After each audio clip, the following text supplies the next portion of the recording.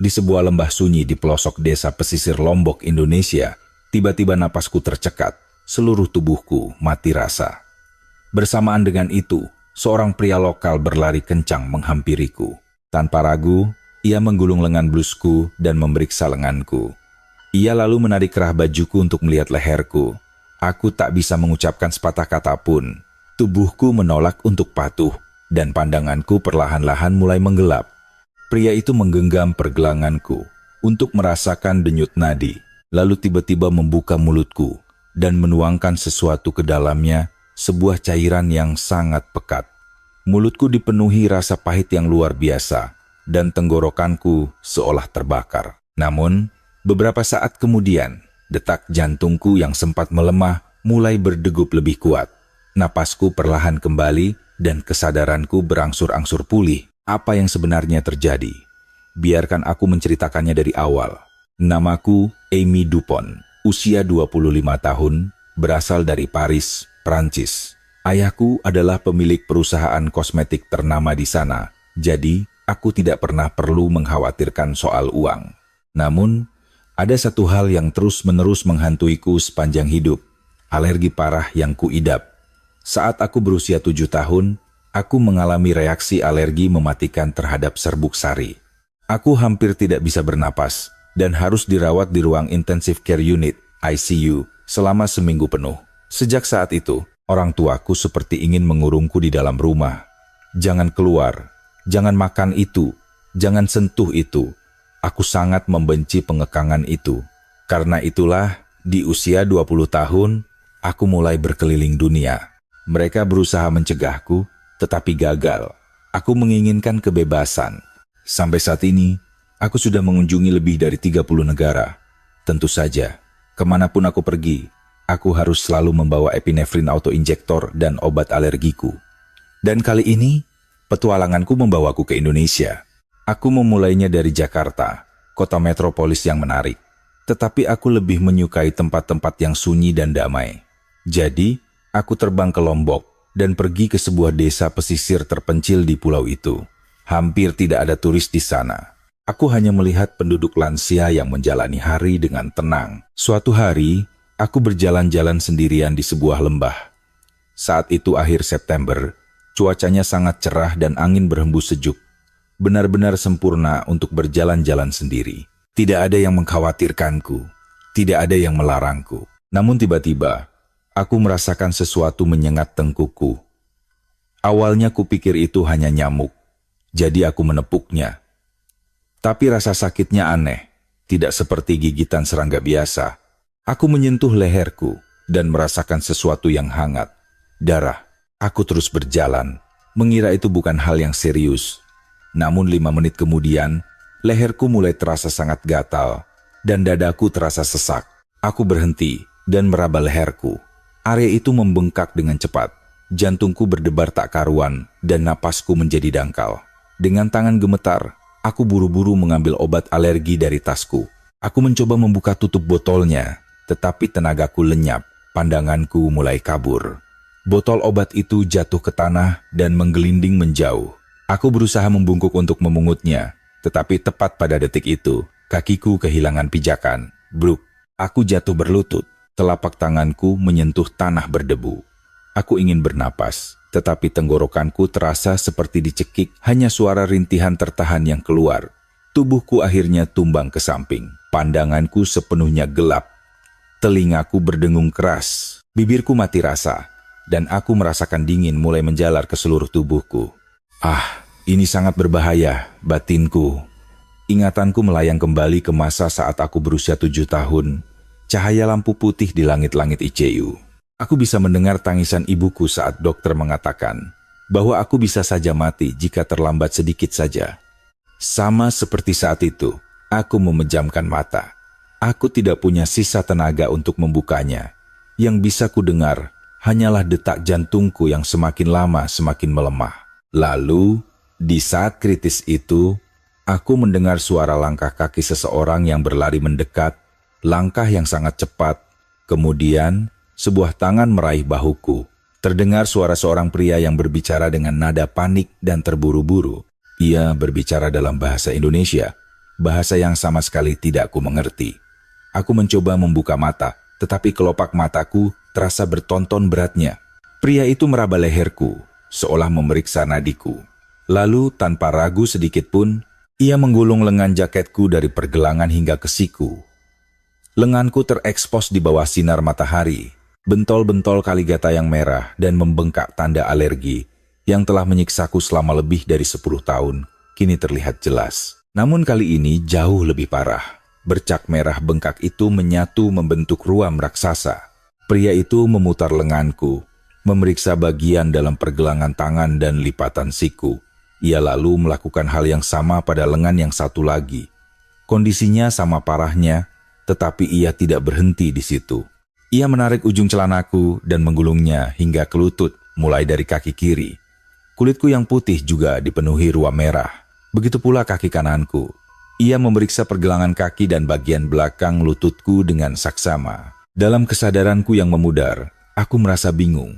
Seorang pria asing membuka lengan dan kaki pakaianku, tetapi aku tidak punya kekuatan untuk bergerak atau melawan. Namun, tangan pria itu terasa tenang. Meski terburu-buru, ia sangat berhati-hati. Pria itu menggumamkan sesuatu dalam bahasa Indonesia, tapi aku tidak paham.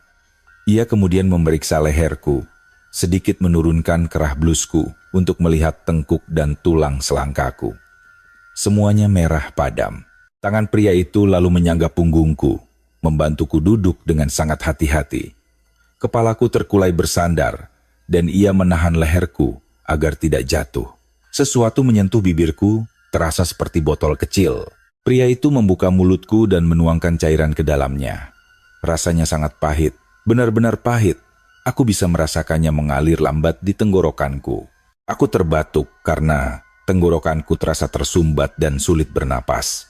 Namun pria itu menepuk punggungku dengan lembut, perlahan dan berirama. Tiba-tiba, aku merasakan tenggorokanku terbuka. Udara akhirnya berhasil masuk ke paru-paruku. Aku menarik napas dalam-dalam, lagi dan lagi. Meski pandanganku masih buram, aku bisa melihat wajah pria itu. Seorang pria Indonesia. Usianya sepertinya akhir 20-an. Rambutnya hitam legam, rahangnya tegas, dan ada butiran keringat di keningnya. Ia meraba nadiku lagi dan mengangguk. Ekspresinya penuh kekhawatiran. Aku ingin berbicara, ingin berterima kasih, tetapi tidak ada suara yang keluar. Bibirku hanya bergetar. Pria itu mengatakan sesuatu, masih dalam bahasa Indonesia. Aku tidak mengerti kata-katanya, tetapi dari nada suaranya, aku bisa menebak maknanya. Tidak apa-apa, kau sudah aman sekarang. Tetapi, aku merasa belum baik-baik saja. Apa yang baru saja ia minumkan padaku? Siapa pria ini? Di mana aku? Pandanganku kembali mengabur. Pria itu menggendongku. Meski tubuhku ringan, ia menggendongku tanpa terlihat kesulitan sedikit pun. Ia mulai berjalan menuju suatu tempat. Aku jatuh pingsan di pelukannya. Entah sudah berapa lama waktu berlalu, aku merasakan tubuhku berguncang seirama dengan langkahnya. Seseorang masih menggendongku. Aku bisa mendengar langkah kaki pria itu yang konstan dan napasnya yang sedikit terengah. Terdengar suara pintu dibuka. Setelah itu, aku dibaringkan di tempat yang empuk dan merasakan sebuah selimut menutupi tubuhku. Aku kembali tenggelam dalam kegelapan yang pekat. Ketika aku membuka mata, hal pertama yang kulihat adalah langit-langit ruangan yang tidak biasa. Langit-langit itu terbuat dari kayu tua, terlihat usang dengan warna yang memudar dan beberapa retakan. Ada bau yang sangat menyengat memenuhi udara. Bukan bau obat kimia rumah sakit, melainkan aroma dedaunan kering. Aromanya pahit dan sepat. Aku bangun perlahan. Seluruh tubuhku terasa sangat berat dan kepalaku pusing. Aku memandang ke sekeliling. Itu adalah sebuah ruangan kecil. Di dindingnya tergantung jimat-jimat dengan tulisan aksara kuno yang belakangan baru kutahu itu adalah aksara lontar sasa kuno, lambang dari seorang tabib tradisional. Rak-rak kayu di sana dipenuhi botol-botol kaca berwarna coklat, hijau, dan transparan. Ada sesuatu di dalamnya, tapi aku tidak ingin melihatnya terlalu jelas. Pintu terbuka. Dia adalah pria yang menyelamatkanku di lembah tadi. Ia membawa segelas air putih dan menyodorkannya kepadaku. Aku tidak mengambilnya. Aku hanya menatapnya. Pria itu membalas tatapanku dengan wajah tanpa ekspresi. Auranya terasa dingin. Ia meletakkan gelas itu di atas meja dan mencoba meraih lenganku. Aku refleks menarik tanganku mundur. Pria itu mengatakan sesuatu dalam bahasa Indonesia. Aku menggeleng, memberi isyarat bahwa aku tidak mengerti. Ia menghela napas, merogoh ponsel dari sakunya, mengetik beberapa kata, dan menunjukkan layarnya padaku. Aplikasi penerjemah, tertulis dalam bahasa Prancis. Biarkan aku melihat lenganmu. Aku harus memeriksanya. Aku ragu-ragu, tetapi tatapan pria itu begitu tajam dan berwibawa hingga mustahil untuk ditolak. Perlahan, aku menjulurkan lenganku. Ia memegang pergelangan tanganku dengan sangat hati-hati dan memeriksa lenganku dengan saksama. Aku terkesiap. Bentol-bentol kaligata yang kulihat di lembah tadi telah lenyap. Bukan hanya itu, bahkan bekas luka alergi, menahun yang telah menyiksaku selama lebih dari 10 tahun ikut memudar. Aku berdiri di depan cermin, memutar lenganku dan menatapnya tidak percaya. Kuusap kulitku, mulus. Kulitku yang dulu selalu terasa kasar kini menjadi rata. Ini benar-benar tidak bisa dipercaya. Pria itu kembali mengetik di ponselnya. Sudah sembuh. Tapi kau harus minum obat ini selama 2 hari lagi. Aku menatap pria itu, dan dengan suara gemetar, aku bertanya, apa yang kau berikan padaku? Pria itu tidak mengerti bahasa Prancis. Jadi aku mengambil ponselku dan mengetik, obat apa yang kau minumkan padaku? Ia melihat layar ponselku, lalu berjalan keluar ruangan. Sesaat kemudian, ia kembali membawa botol kaca kecil berwarna coklat. Ada label bertuliskan bahasa Indonesia di botol itu. Aku memotretnya dan memasukkannya ke aplikasi penerjemah. Ketika kata-kata itu muncul di layar, aku merasa napasku terhenti. Ekstrak jamur ulat emas. Apa itu? Aku segera menelusurinya di internet. Hasil pencarian menunjukkan Cordyceps, sebuah organisme aneh yang setengah ulat, setengah jamur. Aku menatap pria itu. Wajahnya masih datar tanpa emosi. Aku berdiri. Meski kepalaku masih pusing, aku menahannya. Aku menyodorkan layar ponselku ke depan wajahnya. Di layar itu terpampang gambar Cordyceps. Bentuknya mengerikan, menyerupai serangga mati yang ditumbuhi tunas tanaman. Kau membiarkanku memakan ini. Suaraku bergetar. Aku bukan takut, aku marah. Pria itu mengangguk tenang. Lalu ia mengetik di aplikasi penerjemah. Aku menyelamatkanmu. Jika terlambat 5 menit saja, kau sudah mati.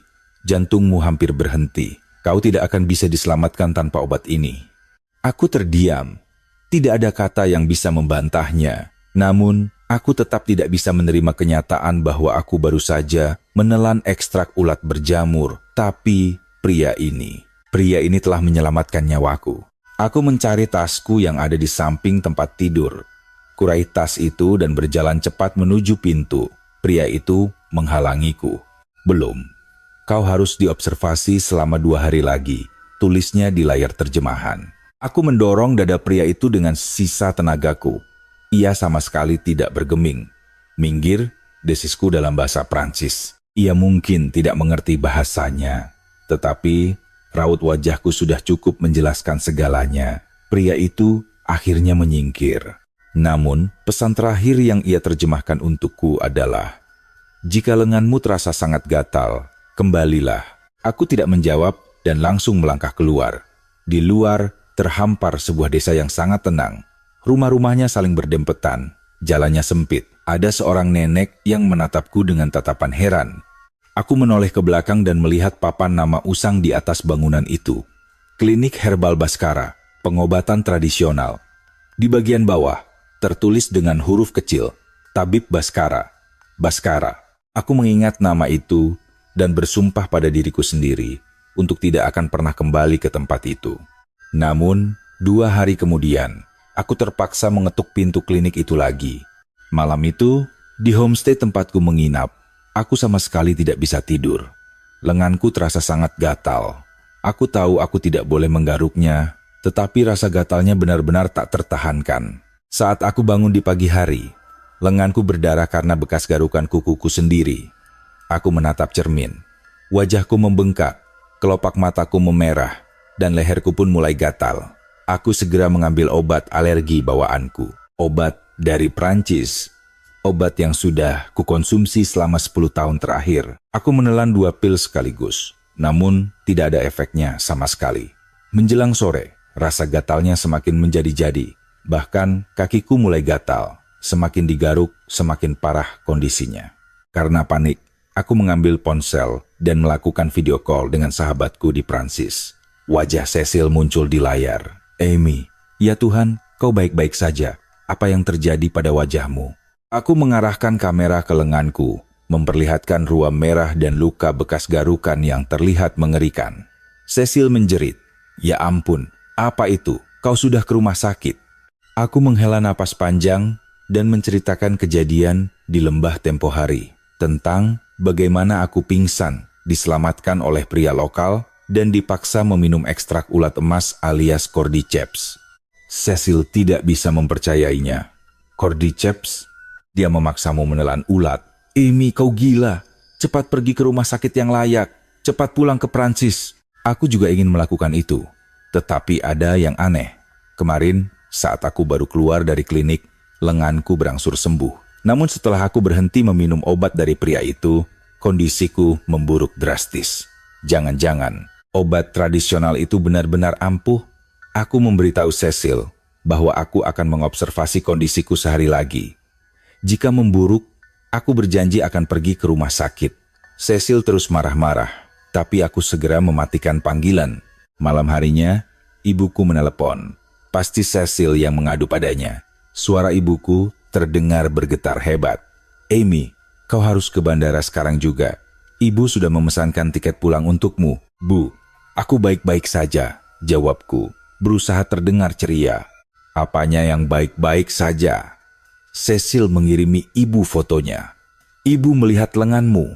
Suara ibuku diwarnai isak tangis. Dadaku seketika terasa sesak. Ibuku tidak akan pernah bisa melupakan trauma saat aku berada di ICU di usia 7 tahun. Aku masih ingat betapa hancurnya dia saat itu, menangis tanpa henti. Bu, aku benar-benar tidak apa-apa. Aku janji akan pergi ke rumah sakit besok. Aku janji. Ibuku terdiam cukup lama. Lalu, dengan suara lirih yang menyayat hati, ia memohon. Amy, kumohon. Dengarkan ibu, kau adalah segalanya bagi ibu. Aku hampir menangis mendengarnya. Aku tahu aku ceroboh.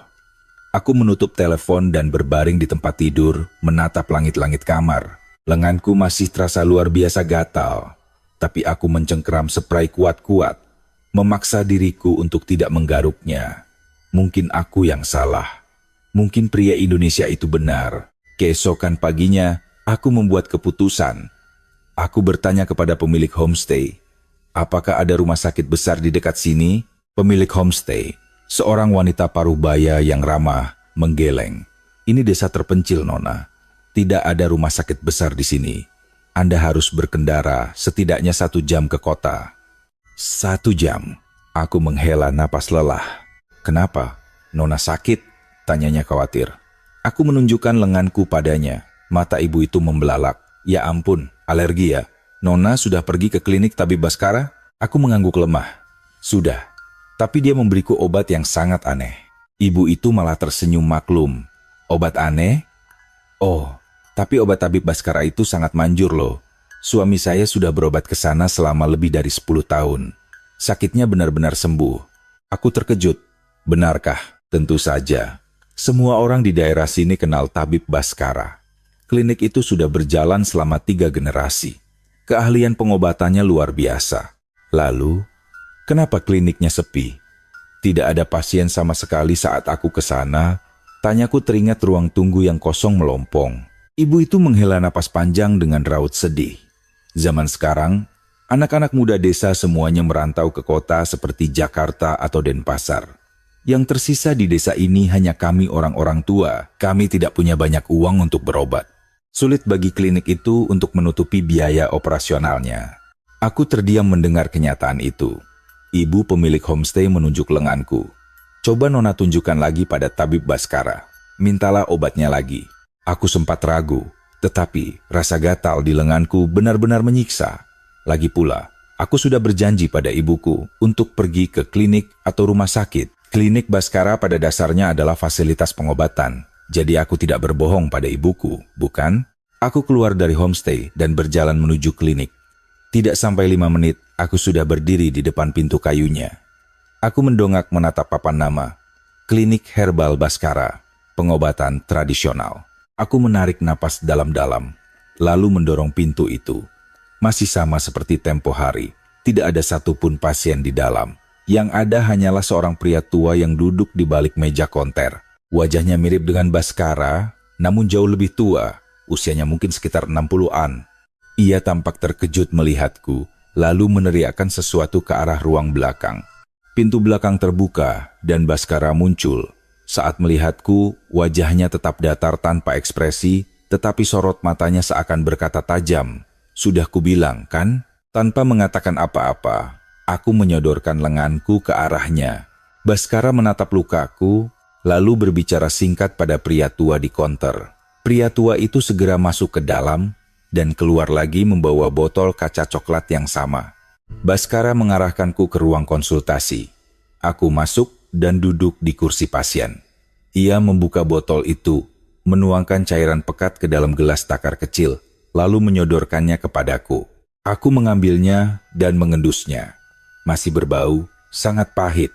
Baskara mengetik di ponselnya. Diminum 3 kali sehari. Selama 2 hari, aku menatap gelas itu, memejamkan mata, dan menenggaknya dalam satu tegukan. Astaga, rasanya luar biasa pahit. Wajahku sampai mengernyit ngeri. Baskara segera menyodorkan segelas air putih hangat. Aku meminumnya dengan rakus. Ia mengetik lagi, jangan digaruk. Luka garukanmu membuat masa penyembuhan lebih lama. Aku mengangguk pelan dan berbisik. Terima kasih. Baskara tidak membalas. Ia hanya menganggukkan kepala sedikit. Aku berjalan keluar dari ruang konsultasi. Pria tua di luar menyodorkan sekantong obat kertas kepadaku. Aku bertanya berapa harganya, tapi aku tidak mengerti nominal uang yang diucapkannya. Aku mengeluarkan dompetku dan menyodorkan kartu kredit. Pria tua itu tertawa kecil dan mengibaskan tangannya menolak. Baskara keluar dari ruangan dan melihat kami. Ia membuka aplikasi penerjemahnya lagi. Tidak usah bayar. Ini bantuan darurat. Aku terperanjat. Tidak bayar, aku menggeleng tegas. Tidak bisa, kau harus menerimanya, kataku sambil menyodorkan kartu itu lagi. Tetapi Baskara malah melangkah maju dan membukakan pintu keluar. Itu adalah isyarat halus agar aku pergi. Kehabisan akal, aku akhirnya menyerah dan melangkah keluar. Selama 2 hari berikutnya, aku meminum obat itu dengan disiplin. 3 kali sehari, tidak pernah telat semenit pun. Rasanya masih sama mengerikannya, tapi aku menahannya. Dan sesuatu yang luar biasa terjadi. Ruam Kaligata di lenganku perlahan menghilang. Bukan cuma hilang, bekas luka alergi yang sudah bersemayam di kulitku selama 10 tahun itu benar-benar memudar nyaris tak berbekas. Aku berdiri di depan cermin, mengusap lenganku berulang kali. Kulitku yang dulu kasar, kini halus dan mulus. Ini seperti keajaiban. Saking takjubnya, aku mengirim email kepada dokter spesialisku di Prancis. Aku melampirkan 2 foto. Foto lenganku 10 tahun yang lalu dan foto lenganku hari ini. Keesokan harinya, email, balasannya masuk. Ami, apa itu benar-benar lenganmu? Mari kita video call sekarang. Aku berbicara dengan dokterku, seorang dokter senior berusia 60-an yang telah menanganiku sejak aku berumur 7 tahun. Dokter itu menatap layarnya dengan wajah tak percaya. Ini sungguh mustahil. Urtikaria kronis yang kau alami seharusnya bertahan seumur hidup. Bagaimana ini bisa terjadi? Aku menceritakan semuanya. Tentang cordyceps, tentang ekstrak ulat emas, dan pengobatan tradisional di desa terpencil ini. Kening dokter itu berkerut dalam. Cordyceps, pengobatan tradisional macam itu biasanya tidak memiliki bukti klinis yang kuat. Kau yakin tidak minum obat antihistamin lain? Tidak, dokter. Hanya obat itu. Jawabku yakin. Dokter itu terdiam cukup lama, tampak berpikir keras. Emi, bisakah kau mengirim sampel obat itu ke Prancis? Aku ingin melakukan analisis komponen di laboratorium. Aku mengiyakan, tetapi ada perasaan aneh yang mengganjal di hatiku. Dokter itu sama sekali tidak terlihat bahagia atas kesembuhanku. Ia murni hanya penasaran secara ilmiah. Setelah panggilan berakhir, aku menatap keluar jendela. Desa kecil itu tampak begitu damai. Penduduknya berjalan santai dan kendaraan jarang sekali melintas. Tiba-tiba sebuah pertanyaan muncul di kepalaku. Dengan kemampuan sehebat itu, mengapa Baskara ada di sini? Keahliannya luar biasa, tapi kliniknya hampir mati. Aku memutuskan untuk berjalan-jalan keluar homestay. Saat melewati sebuah warung kecil, aku melihat ibu pemilik homestay sedang mengobrol serius dengan seorang nenek. Mereka berbicara dalam bahasa daerah, tetapi aku sayup-sayup mendengar nama tabib Baskara disebut. Aku berhenti melangkah. Ibu homestay itu melihatku, melambaikan tangan, lalu buru-buru membuka ponselnya dan mengetik sesuatu di aplikasi penerjemah. Nona Ami, berita buruk. Klinik tabib Baskara akan ditutup bulan depan. Aku terpaku menatap layar ponselnya. Ditutup? Tanpa berpikir panjang, aku setengah berlari menuju klinik. Di daun pintunya, tertempel selembar kertas pengumuman. Aku memotretnya dan menerjemahkannya. Pemberitahuan penutupan. Operasional klinik herbal Baskara akan dihentikan secara permanen pada akhir bulan depan. Terima kasih atas dukungan dan kepercayaan Anda selama ini. Aku mendorong pintu perlahan. Kosong. Hanya ada ayah Baskara yang sedang duduk termangu. Ia terkejut melihatku dan langsung berdiri. Ia mencoba mengatakan sesuatu, tapi menyadari aku tidak mengerti bahasanya. Aku segera mengetik di ponselku. Kalian akan menutup klinik ini bulan depan? Pria tua itu membaca layar, lalu mengangguk lambat-lambat. Matanya memancarkan kesedihan yang mendalam. Kenapa? Ketikku lagi. Ia terdiam lama, menatapku dengan mata berkaca-kaca. Lalu, ia meminjam ponselku dan mengetik dengan jari yang keriput. Tidak ada pasien. Semua orang sudah pergi dari desa ini. Yang tersisa hanya orang tua yang tidak mampu membayar pengobatan. Kami butuh uang untuk bertahan hidup. Kami tidak punya pilihan lain. Aku berdiri mematung. Pria tua itu mengetik lagi. Ayahku memulai klinik ini 60 tahun yang lalu. Lalu aku meneruskannya. Sekarang anakku yang mengambil alih. Tapi sayangnya, semuanya harus berakhir di sini. Saat mengetik kalimat terakhir itu, air matanya nyaris tumpah. Terdengar suara pintu ruang belakang terbuka. Baskara melangkah keluar. Saat melihatku, langkahnya terhenti. Ayahnya mengatakan sesuatu padanya dengan nada lirih.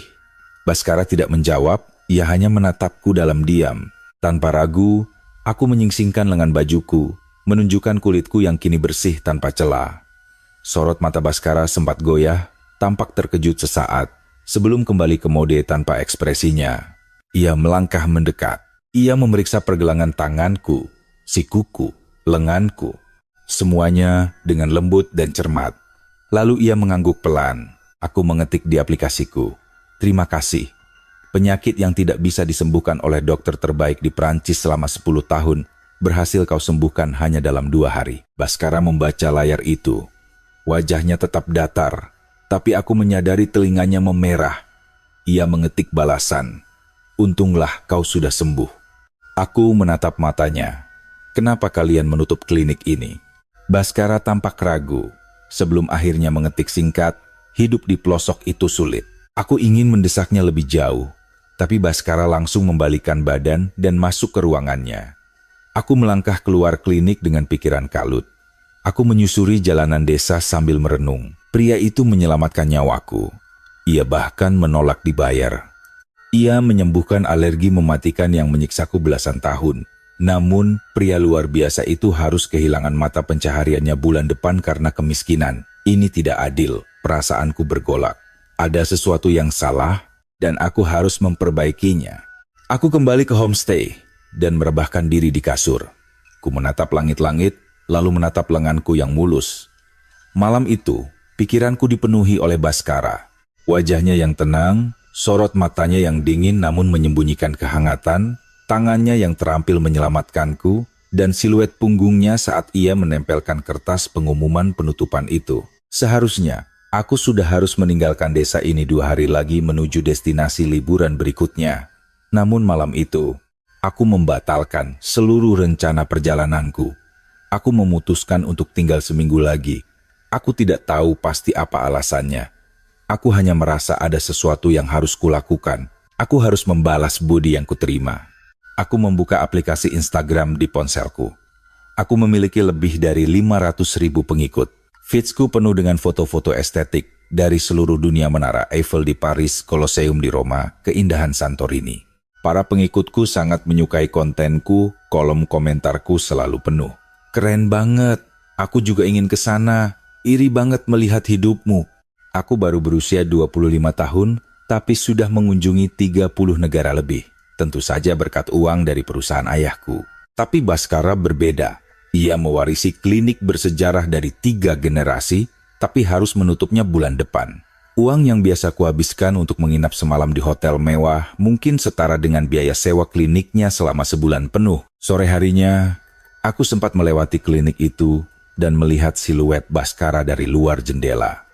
Ia sedang berdiri sendirian, merapikan toples-toples herbal di rak dengan bahu yang agak membungkuk lelah. Tiba-tiba, sebuah ide gila terlintas di kepalaku. Bisakah aku membantunya melalui ini? Aku membuka laptopku dan mulai mengetik caption panjang. Obat ajaib dari timur, pria Indonesia yang menyelamatkan nyawa turis Prancis. Aku mengunggah beberapa foto pelengkap, foto lembah tempatku pingsan, foto bangunan usang klinik Bhaskara dari luar, dan yang paling penting, foto before, after, lenganku yang penuh ruam dan yang sudah mulus sempurna. Tentu saja, aku tidak menampilkan wajah siapapun. Aku menulis ceritanya dengan emosional. Sepanjang hidupku, aku menderita alergi parah yang bahkan tak bisa disembuhkan oleh rumah sakit terbaik di Prancis. Namun, di sebuah desa kecil di Lombok, Indonesia, aku menemukan keajaiban. Sebuah pengobatan tradisional menggunakan ekstrak jamur langka, Cordyceps, telah menyelamatkan nyawaku. Penyakit yang merenggut kebebasanku selama 10 tahun, sembuh total, hanya dalam 2 hari. Namun ironisnya, klinik luar biasa yang telah berdiri selama 3 generasi ini akan ditutup bulan depan karena kekurangan pasien. Ini sangat menyedihkan. Dunia harus tahu bahwa ada keajaiban medis yang tersembunyi di tempat ini. Setelah membaca ulang tulisanku, aku menekan tombol upload. Keesokan paginya, ponselku berbunyi tanpa henti layaknya orang gila. Aku terbangun karena notifikasi yang terus bermunculan. Ribuan komentar, lebih dari 100.000 likes dalam semalam. Postingan itu menjadi viral. Wow, apakah itu benar-benar manjur? Tolong bagikan lokasi tepatnya. Aku punya eksim parah. Aku ingin ke sana. Namun, tentu saja ada komentar skeptis. Cordyceps, kedengarannya seperti penipuan medis. Apakah ada bukti ilmiahnya? Aku membalas komentar-komentar itu satu persatu, meyakinkan mereka berdasarkan pengalaman nyataku. Menjelang sore, viewsnya mencapai 100.000. Saat malam tiba, tembus 500.000. Pada hari ketiga, postingan itu menembus angka 1 juta views. Bahkan beberapa media berita dari Prancis menghubungiku untuk wawancara. Aku menolak semuanya. Tujuanku bukan untuk mencari panggung bagi diriku sendiri. Namun pada hari keempat, sebuah kejutan besar menantiku. Saat aku berjalan melewati klinik, mataku terbelalak sempurna. Ada antrian panjang di depan pintu. Lebih dari 50 orang berdiri di sana. Mayoritas dari mereka adalah turis asing. Aku mendengar percakapan dalam bahasa Inggris, Prancis, bahkan Jepang. Aku melongok ke dalam. Bhaskara tampak sangat sibuk menangani pasien. Wajahnya terlihat kewalahan dan sedikit panik. Ayahnya berlari ke sana kemari, belus obat dan berusaha menjelaskan dosisnya dengan bahasa isyarat. Ibu pemilik homestay berlari menghampiriku sambil memegang ponsel. Nona Amy, Nona yang lakukan ini kan? Aku menelan ludah. Apa yang kulakukan? Sejak kemarin, banyak sekali bule berdatangan ke desa kita. Semuanya bertanya, di mana klinik tabib Bhaskara berada. Ia menunjukkan layar ponselnya padaku. Postingan Instagramku rupanya telah dibagikan ke berbagai forum backpacker dan komunitas ekspatriat.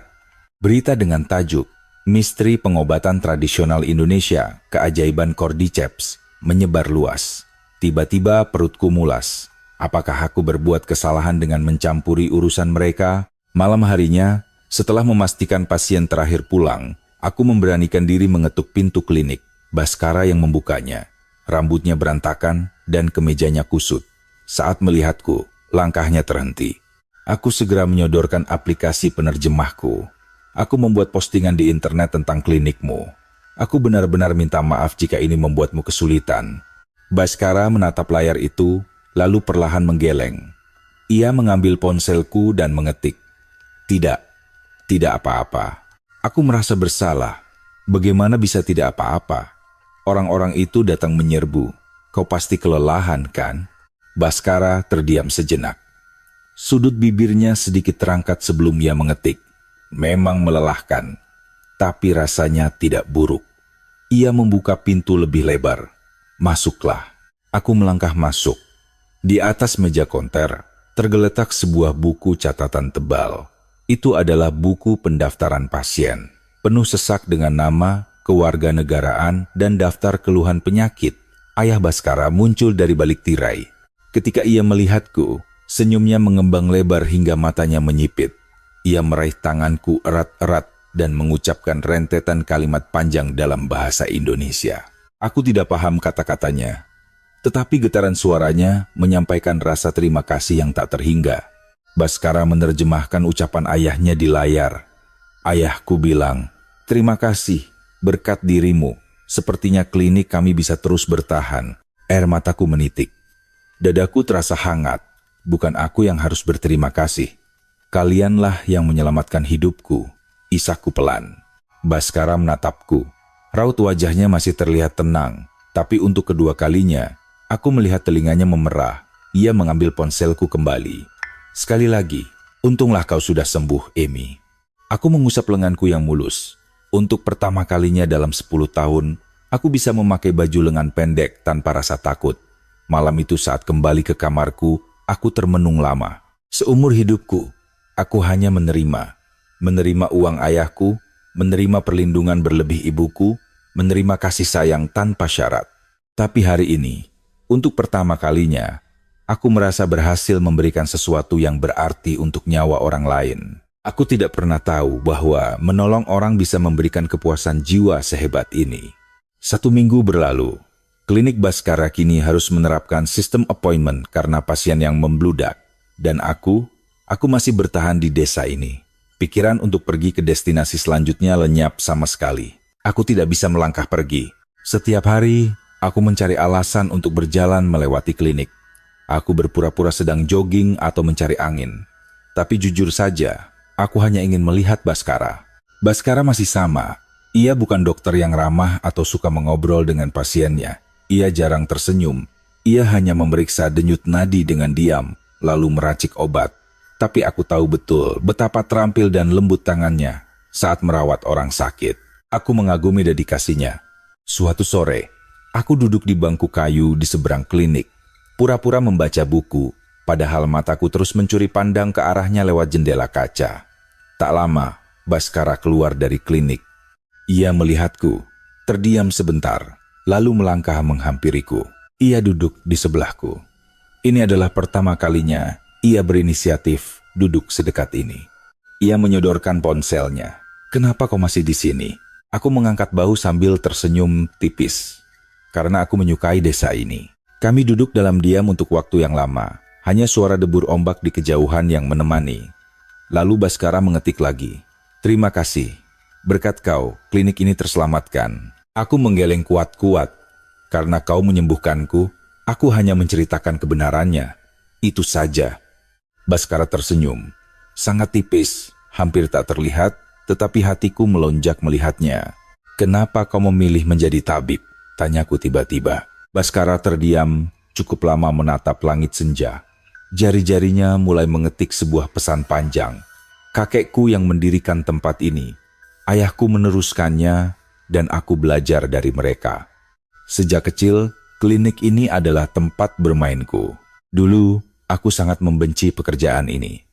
Aku ingin pergi ke Jakarta, bekerja di gedung perkantoran, dan menghasilkan banyak uang seperti teman-teman remajaku yang lain. Tapi saat aku kuliah, kakekku jatuh sakit. Sebelum meninggal, ia menggenggam tanganku dan berkata, "Baskara, pekerjaan kita ini bukan untuk mencari kekayaan, tapi untuk menyelamatkan nyawa orang." Suara seraknya masih terus terngiang di telingaku. "Jadi, Aku kembali ke desa ini setelah lulus, membantu ayahku merawat pasien. Tapi zaman berubah, anak muda pergi merantau, pasien makin sepi. Setiap hari kami hidup dalam ketakutan harus menutup pintu selamanya. Sampai akhirnya kau datang. Mataku berkaca-kaca membacanya. Kakekmu pasti sangat bangga padamu di atas sana, ketikku membalasnya. Baskara menatapku dalam-dalam, dan kali ini sorot matanya tidak lagi dingin. Terasa begitu hangat dan menenangkan. Malam itu, Baskara secara mengejutkan mengundangku makan malam. Lantai 2 klinik itu adalah rumah tinggal mereka. Ayah Baskara memasak hidangan lokal. Nasi putih hangat, sayur asem, dan ikan bakar sambal dabu-dabu.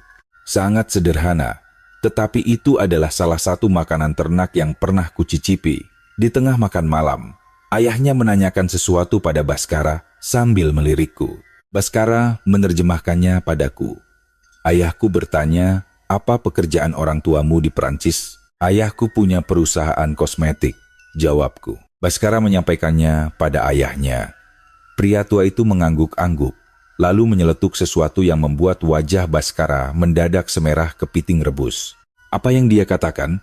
Tanyaku penasaran. Baskara ragu-ragu, tampak serba salah. Tapi akhirnya ia mengetiknya juga. Ayahku bilang, alangkah beruntungnya jika dia punya menantu sepertimu. Seketika, wajahku ikut memerah terbakar. Kami berdua salah tingkah, sementara sang ayah tertawa terbahak-bahak melihat reaksi kami. Baskara buru-buru mengetik, maaf, ayahku cuma bercanda. Tolong jangan dimasukkan ke hati. Tapi jauh di lubuk hatiku, aku menganggapnya lebih dari sekadar candaan. Selesai makan, Baskara mengajakku naik ke atap klinik.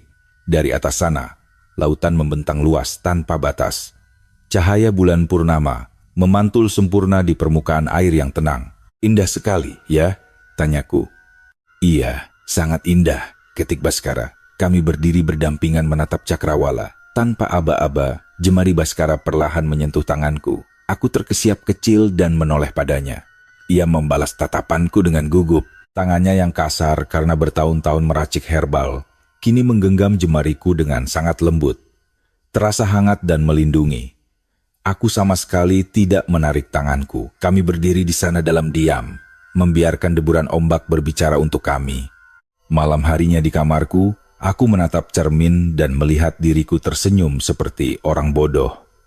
Aku jatuh cinta padanya, pada Baskara. Pria kaku tanpa ekspresi yang ternyata memiliki hati paling hangat. Tapi kemudian, realitas menghantamku keras. Aku harus pulang ke Prancis bulan depan. Visa turisku akan habis. Ayahku terus-menerus mengirim pesan mendesak menanyakan kapan aku kembali. Sementara Baskara, dia adalah akar dari desa ini. Dia tidak mungkin meninggalkan kliniknya. Pria yang dunianya adalah menyelamatkan nyawa di desa kecil, dan wanita yang dunianya adalah berkelana dengan kemewahan, langit dan bumi. Menatap bintang dari balik jendela, hatiku diselimuti kegundahan luar biasa. Keesokan paginya, ibuku menelepon. Amy, kapan tiket pulangmu dipesan? Suaranya penuh kecemasan. Aku menatap lewat jendela kamarku. Di bawah sana, aku melihat Baskara sedang menyapu teras klinik. Sebentar lagi, Bu, jawabku pelan. Sebentar lagi kapan? Kau sudah sebulan lebih di desa entah berantah itu. Ayahmu juga sudah mulai marah.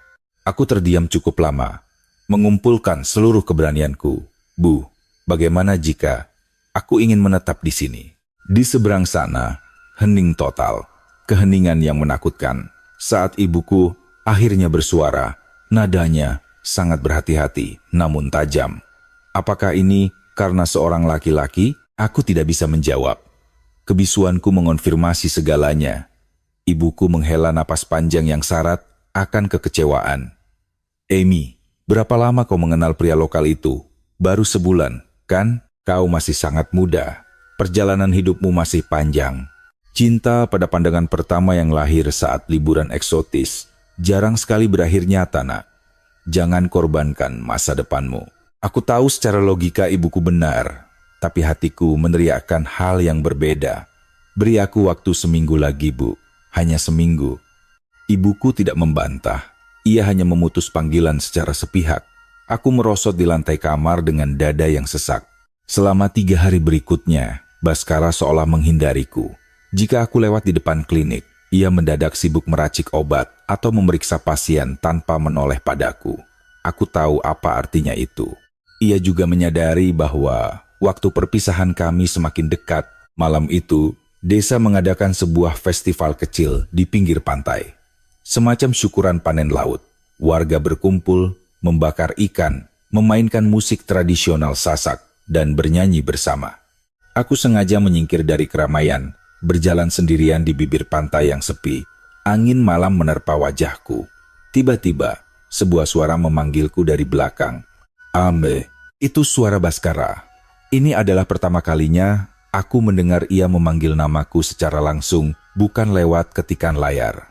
Suara baritonnya yang sedikit serak membuat jantungku berdegup kencang. Aku menoleh. Ia berjalan mendekatiku, membawa sesuatu di tangannya. Ia menyodorkan sebuah kantong kain kecil beraroma rempah. Di dalamnya ada beberapa ikat herbal kering dan secarik kertas. Aku membuka lipatan kertas itu. Ada tulisan dalam bahasa Indonesia. Aku segera menerjemahkannya di ponsel. Bawalah ini ke Perancis. Seduh dan minum secara rutin. Jangan biarkan alergimu kembali. Berjanjilah padaku kau akan selalu sehat. Membaca itu, pertahananku runtuh. Air mataku menetes. Baskara mengeluarkan ponselnya dan mulai mengetik dengan jemari yang terlihat gemetar di bawah cahaya rembulan. Aku sangat ingin menahanmu di sini. Tapi aku sadar, aku tidak berhak. Kau adalah burung bebas, yang rumahnya adalah seluruh dunia. Sementara, aku hanyalah pria yang terikat di desa kecil ini. Saat pertama kali melihatmu, aku tahu engkau tidak berada di duniaku. Kau terlalu terang, terlalu bebas, terlalu cantik. Tapi, aku membiarkan diriku menjadi egois. 1 bulan bersamamu adalah bulan paling bercahaya dalam hidupku. Air mataku menderas membasahi pipi. Aku merebut ponselku dan mengetik dengan kasar sambil terisak. Kau tidak tahu betapa bahagianya aku di sini. Untuk pertama kalinya dalam hidupku, aku merasa dibutuhkan. Bukan karena kekayaan ayahku, bukan karena belas kasihan orang tuaku, tapi murni karena diriku sendiri. Kau bukan hanya menyelamatkan nyawaku, Baskara. Kau menyelamatkan jiwaku. Kau memberi arti pada perjalananku yang selama ini kosong. Aku menatapnya dengan mata sembab. Tapi ibuku benar. Kita baru saling kenal 1 bulan. Bagaimana kita tahu perasaan ini nyata atau hanya ilusi sesaat? Baskara menatap layar ponselku lama. Lalu, ia mengangkat kepalanya perlahan. Ia meraih tanganku yang gemetar, menariknya, dan meletakkannya tepat di dada kirinya. Aku bisa merasakan detak jantungnya yang memompa liar dan kencang. Dengan sebelah tangan, ia mengetik pesannya padaku. Hatiku tahu jawabannya. Ini sangat nyata. Itu sudah cukup bagiku. Aku tidak bisa menahannya lagi. Aku mendongak menatap matanya. Baskara menunduk, wajahnya mendekat perlahan, sangat berhati-hati seolah aku terbuat dari porselen rapuh. Aku memejamkan mata. Bibirnya menyentuh bibirku, lembut dan hangat. Saat itu juga, dunia di sekelilingku seakan berhenti berputar. Debur ombak memudar, suara musik festival menghilang. Angin malam berhembus, tapi anehnya aku tidak merasa kedinginan sedikit pun. Setelah kecupan panjang itu usai, Baskara membelai pipiku. Ia menatap mataku dalam-dalam, lalu mengetik, "Tolong, jangan pergi." Aku menggeleng kuat sambil menangis terseduh-seduh. Aku harus pulang. Aku punya keluarga yang menungguku. Dan kau tahu, jika aku memaksakan diri tinggal karena dorongan sesaat, mungkin suatu hari aku akan menyesalinya dan menyalahkanmu. Desa ini akan terasa seperti penjara bagiku. Baskara mengangguk pasrah, matanya menyiratkan luka yang dalam. Aku tahu, justru karena itulah aku semakin tidak ingin melepaskanmu. Tapi aku harus membiarkanmu terbang. Kami berpelukan erat, sangat lama, menangis dalam pelukan satu sama lain di bawah hamparan bintang. Di kejauhan, kembang api festival meluncur ke udara dan meledak menghiasi langit dengan warna merah, biru, dan keemasan. Namun aku sama sekali tak peduli pada kembang api itu. Mataku hanya terkunci pada Baskara. Malam itu akan segera berakhir. Begitu pula waktu kami. Baskara mengantarku kembali ke homestay. Tangan kami bertautan erat sepanjang jalan. Sesampainya di depan pintu kamarku, ia mengetik pesan terakhirnya, "Pulanglah dengan selamat, berbahagialah di Prancis, Emi." Aku mengangguk. Tenggorokanku serasa disumpal batu sebesar kepalan tangan hingga aku tak sanggup berucap. Baskara melepaskan genggaman tangannya, berbalik dan melangkah menjauh. Ia sama sekali tidak menoleh ke belakang. Aku terus menatap punggungnya yang tegap hingga ia sepenuhnya tertelan kegelapan malam. Aku masuk ke kamar, mengeluarkan koperku, dan mulai mengemasi barang-barangku. Besok pagi, aku akan terbang meninggalkan segalanya. Meninggalkan hidup baru ini. Meninggalkan Baskara. Aku menjatuhkan diri ke atas kasur dan menangis sejadi-jadinya, hingga mataku bengkak. Dadaku terasa mau pecah. Konon, cinta sejati memang selalu menyiksa. Dan inilah buktinya. 1 minggu kemudian, hari kepulanganku. Aku menutup resleting koper dengan enggan. Tangan ini terasa mati rasa. Terdengar ketukan di pintu kamarku. "Nona Emi, taksinya sudah tiba."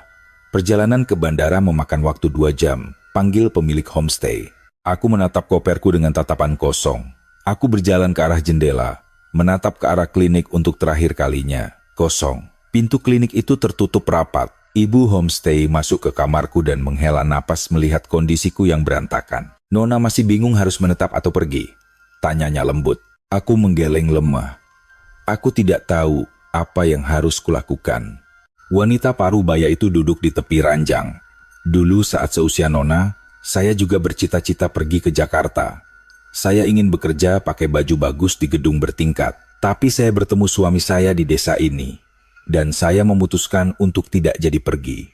Apakah saya menyesal? Tidak, karena ini adalah kehidupan yang saya pilih sendiri dengan sadar. Tapi Nona berbeda. Nona sudah melihat indahnya dunia yang luas. Apakah Nona benar-benar rela membuang semuanya dan menetap di desa kecil yang sepi ini selamanya?" Pertanyaan itu menohokku. Aku tak bisa menjawab. Sopir taksi masuk dan membawakan koperku. Aku menyampirkan tas di bahu dan melangkah keluar homestay. Dan di sana, ia berdiri, Baskara. Ia mengenakan baju koko putih dan celana bahan yang biasa ia pakai saat melayani pasien. Tatapan kami bertemu di udara yang sunyi. Baskara melangkah mendekat. Ia menyodorkan layar ponselnya. "Semoga perjalananmu aman." Aku menahan mati-matian agar air mataku tidak jatuh. "Terima kasih untuk semuanya, Baskara." Aku segera masuk ke dalam taksi. Mesin menderu dan mobil mulai melaju lambat. Aku menoleh ke belakang melalui kaca. Baskara berdiri di sana, melambaikan tangan padaku. Aku membalas lambaiannya dengan tangan gemetar. Taksi perlahan meninggalkan desa. Hamparan laut biru perlahan menjauh. Bangunan usang klinik tertutup pepohonan dan sosok Baskara menghilang dari pandangan. Aku menatap keluar jendela dan akhirnya pecah tangisku. Sopir taksi bergumam sesuatu dalam bahasa lokal, mungkin menanyakan keadaanku. Aku hanya menggeleng, memberi isyarat bahwa aku baik-baik saja. Perjalanan 2 jam menuju Bandara Internasional Lombok terasa seperti perjalanan menuju ruang eksekusi. Aku terus menatap keluar jendela, berusaha mematikan pikiranku dari memori tentang desa itu. Sesampainya di bandara, aku menyeret koperku menuju counter check-in. Petugas maskapai memeriksa paspor dan tiket penerbanganku ke Paris. Semuanya sudah beres. "Mademoiselle," ujar petugas itu ramah seraya menyodorkan boarding pass kepadaku. Tanganku terulur untuk mengambil kertas itu. Tapi tiba-tiba gerakanku terhenti di udara. Mataku tertuju pada lenganku sendiri. Lengan yang sangat mulus tanpa cacat sedikit pun. Lengan yang disembuhkan oleh tangan terampil Baskara. Perlahan, aku menarik tanganku dan meletakkannya di atas dada kiriku. Jantungku berdetak dengan ritme yang teratur namun kuat. Pada detik itulah, aku seolah mendapat pencerahan. Segala keraguan yang menguasaiku menguap begitu saja. Hatiku sudah tahu kemana ia harus pulang. Aku menatap petugas konter itu dan tersenyum tegas. "Maafkan saya batal terbang." Petugas itu terperangah kebingungan. Aku merebut kembali pasporku, menarik koperku dari timbangan, dan berlari sekencang-kencangnya keluar bandara. Aku melompat ke dalam taksi pertama yang kulihat. "Pak, tolong antarkan saya ke alamat ini. Desa pesisir di ujung selatan pulau." Ujarku terengah-engah sambil menyodorkan ponselku. Sopir itu melotot. Waduh mbak, itu jauh sekali loh. 2 jam lebih. Tidak apa-apa. Saya bayar 2 kali lipat. Kumohon jalan sekarang juga. Taksi itu berputar arah dan melesat membelah jalan raya. Sepanjang jalan, jantungku berdegup gila-gilaan. Matahari perlahan tenggelam di ufuk barat, mengubah warna langit menjadi jingga keunguan. Saat taksi akhirnya memasuki jalanan sempit desa, jam menunjukkan pukul 6 sore. Aku melempar uang pada sopir dan berlari menyeret koperku menuju klinik. Pintu klinik sudah tertutup. Jam operasional sudah berakhir. Sambil terengah-engah kehabisan napas, aku menggedor pintu kayunya dengan keras. Tok, tok, tok. Lampu di dalam menyala. Pintu berderi terbuka, menampilkan wajah ayah Baskara. Matanya terbelalak nyaris melompat keluar saat melihatku berdiri di sana dengan rambut acak-acakan dan koper besar. Ia langsung berbalik dan berteriak memanggil nama anaknya. Tak lama, Baskara muncul dari balik tirai. Ia mematung di tempat, napasnya tertahan, begitu pula denganku. Kami hanya berdiri berhadapan, saling bertatapan dalam jarak beberapa meter, seolah tak percaya pada penglihatan masing-masing. Perlahan, Baskara melangkah mendekatiku. Tangan kekarnya terlihat sedikit gemetar saat ia merogoh ponselnya dan mengetik dengan tergesa-gesa. Kenapa kau kembali? Aku menatap matanya dalam-dalam, mengambil ponselku sendiri, dan membalas ketikannya. Apakah klinikmu membutuhkan seorang karyawan administrasi merangkap penerjemah dan manajer media sosial? Mengingat klinik ini sekarang dipenuhi pasien asing dari berbagai negara. Baskara menatap layarku, dadanya naik turun. Ia menatap wajahku, lalu mengetik lagi. Aku tidak sanggup membayar gajimu. Namun kali ini, kulihat sudut bibirnya berkedut menahan senyum. Aku tertawa kecil menerobos air mata kebahagiaanku. Aku sudah mengumpulkan terlalu banyak uang dari ayahku seumur hidupku. Sekarang, aku ingin mencari hal lain. Pekerjaan yang memiliki makna. Pekerjaan yang menyelamatkan hidup orang lain. Senyum di wajah Baskara akhirnya mengembang sempurna. Senyum paling memukau yang pernah kulihat. Ia menjatuhkan ponselnya dan menarikku ke dalam dekapannya. Pelukannya begitu erat, menyalurkan kehangatan yang menjalar ke seluruh nadiku. Untuk pertama kalinya dalam hidupku, aku merasa benar-benar telah pulang. Di ambang pintu, ayah Baskara tertawa bahagia melihat kami. Ia mendekat dan menepuk bahu anaknya. Baskara lalu membisikkan sebuah kalimat ke telingaku. Ia berusaha keras berbicara dengan bahasa Inggris yang patah-patah bercampur bahasa lokal. My dad said, "Welcome home, Amy." Aku mendongak menatap ayahnya dan membungkuk sopan sambil tersenyum lebar. "Terima kasih, Pak." Ayahnya melambaikan tangan, menyuruh kami masuk karena angin malam mulai dingin. Aku menggenggam erat tangan Baskara dan melangkah memasuki klinik. Aroma dedaunan kering, aroma obat herbal yang dulu terasa pahit dan menyengat, kini terasa seperti aroma surga bagiku. Malam itu, aku menelepon ibuku. "Bu, aku tidak pulang. Aku akan menetap di Indonesia." Hening menyergap, sangat lama. Lalu terdengar helaan napas pasrah, dan ibuku bertanya dengan suara pelan dan lembut, "Amy, apakah engkau bahagia di sana?" "Ya, Ibu, aku benar-benar sangat bahagia." "Baiklah," bisik ibuku menyerah. "Selama kau bahagia, Ibu merestuinya. Tapi berjanjilah kau dan pria itu akan mengunjungiku saat liburan musim panas." Aku menangis haru dan berjanji padanya. 1 bulan telah berlalu sejak hari itu. Aku kini resmi bekerja di klinik tradisional ini. Sehari-harinya, aku melayani pasien turis, menjadi penerjemah untuk Baskara, dan mengurus jadwal pertemuan pasien via Instagram. Jadwal reservasi klinik kami sudah penuh hingga 3 bulan ke depan. Pasien berdatangan dari berbagai belahan dunia mencari cordyceps racikan Baskara. Klinik kecil di desa terpencil ini kini sangat terkenal. Namun, esensi klinik ini tidak berubah. Baskara tetap menjadi tabib yang tenang, tidak banyak bicara, namun mendedikasikan seluruh hatinya pada kesembuhan tiap pasiennya. Hanya ada satu hal yang berubah darinya. Ia sekarang jauh lebih sering tersenyum, terutama saat melihatku yang kewalahan mencatat di buku pendaftaran. Dan setiap kali tidak ada pasien yang melihat, ia akan diam-diam menggenggam tanganku dari bawah meja. Malam ini pasien terakhir baru saja pulang. Ayah Baskara sudah naik ke lantai 2 untuk beristirahat. Tinggal kami berdua di klinik yang sepi. Baskara sedang membersihkan alat tumbuk herbal, sementara aku mengecek daftar reservasi untuk esok hari. Tiba-tiba, Baskara berjalan mendekat dan memeluk pinggangku dari belakang. Aku tersentak kaget dan menoleh. Ia tersenyum hangat. "Kau lelah?" tanyanya dalam bahasa Indonesia. Aku sudah lumayan fasih bahasa keseharian sekarang. "Kamu juga," jawabku dengan tata bahasa yang masih belepotan. Ia tertawa kecil, meraih jemariku dan bertanya dengan bahasa isyarat ke arah atap rumah. Aku mengangguk antusias. Kami naik ke atap, dan ia tidak melepaskan genggamannya sedetik pun di atas tangga. Sesampainya di atas, kami disambut oleh semburat senja. Matahari hampir tenggelam, menyapukan warna jingga terang ke seluruh permukaan laut dan langit. Kami bersandar di pagar pembatas berdampingan. Angin laut bertiup kencang, membuat rambutku berantakan menutupi wajah. Dengan sangat lembut, Baskara menyelipkan helaian rambutku ke belakang telingaku. Ia menatap mataku dengan tatapan memuja. "Kamu bahagia?" tanyanya dengan hati-hati. Aku tersenyum paling cerah, mengangguk pelan, dan menjawab dalam bahasanya, "Iya, aku bahagia." Baskara menarikku kembali ke dalam pelukannya. Aku menyandarkan telingaku ke dadanya, mendengarkan simfoni detak jantungnya. Dari seorang pewaris kosmetik mewah di Paris, menjadi staf tidak bergaji di sebuah klinik tradisional kuno di pedesaan Indonesia. Secara logika, ini adalah sebuah kemunduran luar biasa.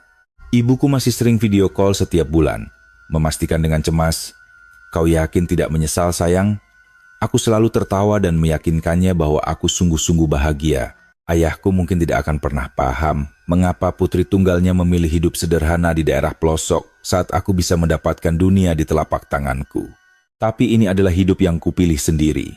Kadang, saat kami sedang jalan-jalan dan aku melihat serangga terbang melintas, aku teringat kejadian itu. Andai saja serangga aneh itu tidak menyengatku hari itu di lembah. Andai saja aku tidak pernah pingsan dan bertemu Baskara. Mungkin aku masih terus menjadi musafir tanpa arah. Terbang dari negara ke-30, ke-40, hingga ke-50. Mengumpulkan angka, memajang foto-foto menakjubkan di Instagram untuk dipuji orang yang tidak benar-benar peduli padaku, namun pulang ke kamar hotel dengan jiwa yang kosong melompong. Tapi kini, kekosongan itu telah terisi penuh. Aku telah menemukan rumahku, dan aku tahu persis di mana aku seharusnya berada. Tempat itu bukanlah di mansion mewah atau kamar hotel bintang 5, melainkan di desa pesisir terpencil ini. Bersama klinik tua yang wangi dedaunan kering, dan bersama pria ini. Aku tidak butuh panggung dunia, aku tidak butuh kebebasan tanpa arah, karena aku sudah menemukan kebebasan tertinggi. Hidup bersama pria yang kucintai, melakukan pekerjaan yang menyelamatkan nyawa, dan mensyukuri napas yang kuhela setiap hari. Inilah kisah yang ingin aku bagikan kepada kalian. Terima kasih telah mendengarkan perjalanan takdirku. Jika kisah ini berhasil menyentuh hati kalian, tolong luangkan waktu untuk menekan tombol subscribe dan like. Satu klik dari kalian adalah kekuatan besar yang mendukung terciptanya video cerita ini.